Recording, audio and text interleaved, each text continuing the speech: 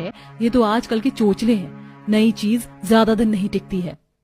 दोनों देवरानी जेठानी खाना बनाकर अब अपनी नंद के पास ले जाती हैं। काजल अपने कमरे में बैठकर अपनी दोनों भाभी का खाना खाती है और उन दोनों के ही खाने की काफी तारीफ करती है। भाभी, आप दोनों मेरा कितना ख्याल रखती हैं। मेरे लिए आप दोनों ने कितना पौष्टिक आहार बनाया है। दीदी, आप ये खाइए, ये आपके और आपके होने वाले बच्चे के लिए ज्यादा फायदेमंद है। हाँ, आजकल के लोगों को ज्यादा अच्छे से पता होता है, पहले के लोगों को तो कुछ पता ही नहीं था। आप ही बताइए देवरानी जी, नंद जी के लिए क्या ज्यादा अच्छा है? तुम दोनों ने ही बहू अपने हिसाब से अच्छा खाना बनाया है। हाँ भाभी, मुझे तो आप दोनों के ही हाथ का खाना बहुत पसंद है। इस तरह काजल अपनी दोनों भाभी के हाथ का खाना खाती है। समय यूं ही गुजरता है और घर में काजल की गोद भराई की बातें चलती हैं। सब हॉल में बैठकर चाय नाश्ते के साथ बातें कर रहे थे। कुछ दिन में काजल का 9वां महीना लग जाएगा। अब हमें गोद भराई करवा लेनी चाहिए। वैसे तो 7वें महीने में होती, पर इसकी सास के अलग ही नखरे थे, करवाई ही नहीं। अगर ऐसी बात है तो आप एक बार काजल के ससुराल में बात कर लीजिए और मैं पंडित जी से बात कर लेता हूँ।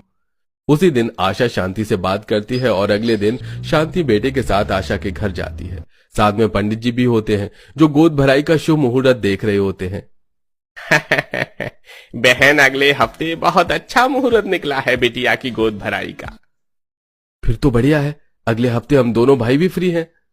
तो फिर ठीक है, मेरी बहू की गोद भराई अगले हफ्ते आप लोगों के घर पर फिक्स है। मेरी एक ही नंद है और पहली बार हमारे घर में गोद भराई की जा रही है। मैं तो बहुत खुश हूँ। माँ जी, आप गोद भराई की सारी जिम्मेदारी मुझे दे दो। मैं अपने हिसाब से सारे पकवान बनवाऊंगी। बनवाने क्यों, मैं तो खुद बनाऊंगी। और आप सभी के लिए ड्रेस भी। आप सभी को बाहर से ड्रेस लेने की जरूरत नहीं है, आखिर मुझे सिलाई आती है। दीदी, हम 2 बहुएं हैं, आप ठहरी गांव की, आपको क्या पता शहर में गोद भराई कैसी की जाती है ना।